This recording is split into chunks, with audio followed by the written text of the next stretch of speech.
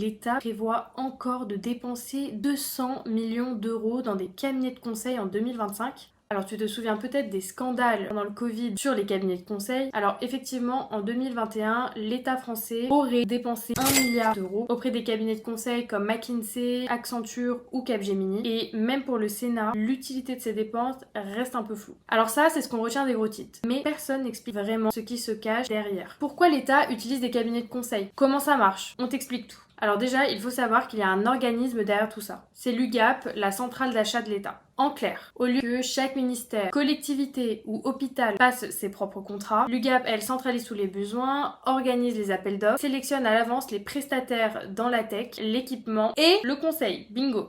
Bon, et donc concrètement, pourquoi faire appel aux boîtes de conseil? Bon, c'est pas très compliqué. En fait, elles interviennent quand l'administration n'a pas les ressources ou l'expertise en interne pour réaliser des missions avec un besoin d'expertise. Transformation numérique, réforme fiscale, politique climatique. Je te donne un exemple concret. Pendant la crise du Covid, certains consultants ont aidé à déployer des outils numériques pour suivre l'épidémie. Et alors sans eux, ça aurait été beaucoup plus lent. Et c'est d'ailleurs pour ça que l'État réitère. Car cette semaine, l'UGAP vient de lancer son appel d'offres auprès des cabinets de conseil en stratégie d'une valeur de 40 millions d'euros sur 3 ans. 2 cabinets seront sélectionnés et en 2022, c'était PwC qui avait été retenu. Bon, et alors cette année, on le sait pas encore, on attend de voir et on vous tient au courant. En tout cas, si tu t'intéresses aux cabinets de conseil, garde un œil sur ce type d'appel d'offres. Ces marchés influencent fortement les missions attribuées aux cabinets de conseil et donc potentiellement les missions sur lesquelles tu pourrais être amené à travailler.